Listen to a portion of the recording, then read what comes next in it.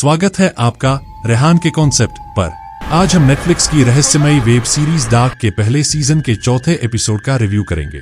अगर आपने पिछला एपिसोड देखा है तो आप जानते होंगे कि कहानी अब और पेचीदा हो गई है। इस एपिसोड में कई नए रहस्यों से पर्दा उठने वाला है।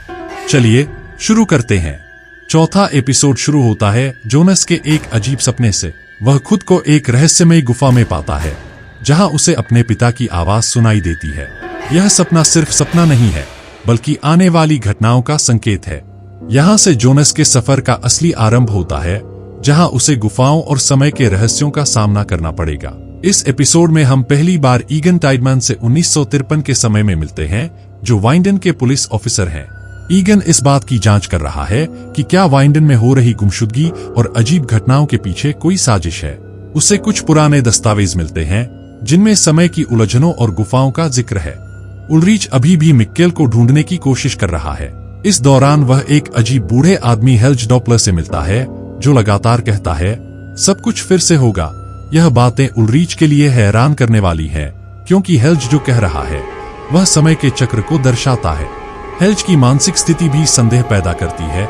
क्या वह सिर्फ पागल है या वह कुछ ऐसा जानता है जिसे कोई और नहीं समझ पा रहा। जोनस आखिरकार गुफाओं में जाता है। यहाँ उसे एक रहस्यमयी दरवाजा मिलता है जिस पर लिखा होता है the beginning is the end and the end is the beginning. यह लाइन पूरे शो की थीम को रिप्रेजेंट करती है, समय की गुत्थी। गुफाओं के अंदर ही समय का वह राज छुपा है जो पूरे वाइंडन को अपने कब्जे में ले चुका है। इस बीच द स्ट्रेंजर एक और अहम किरदार से मिलता है, एक क्लॉकमेकर जिसका नाम एजी टैनोस है। यह वही घड़ीसाज है जिसने टाइम मशीन के बारे में किताब लिखी थी। द स्ट्रेंजर टैनोस को समय यात्रा के राज के बारे में और जानकारी देता है जिससे यह साफ हो जाता है कि वाइंडन में होने वाली घटनाएं किसी एक पीढ़ी तक सीमित नहीं है बल्कि यह समय के कई चक्रों में फंसी हुई है।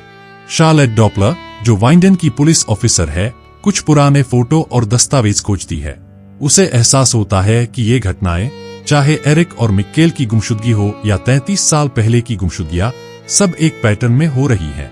वाइंडन की गुफाओं का ये राज 1953, 1986 और 2019 के बीच उलझा हुआ है। चौथा एपिसोड हमें और भी गहरे रहस्यों में खींच लेता है। जोनस का सफर अब शुरू हुआ है। हेल्ज का अजीब व्यवहार और उसका समय से जुड़ा होना और स्ट्रेंजर की ओर से दी गई नई जानकारी यह सब दर्शाता है कि वाइंडन सिर्फ एक साधारण शहर नहीं है बल्कि यह एक टाइम ट्रैवल का चक्र है जहां हर चीज जुड़ी हुई है। अगर आपको यह वीडियो पसंद आया तो लाइक और सब्सक्राइब करना न भूलें। अगले एपिसोड में हम और भी गहरे रहस्यों का पता लगाएंगे, तो जुड़े रहिए रेहान के कॉन्सेप्ट के साथ। धन्यवाद।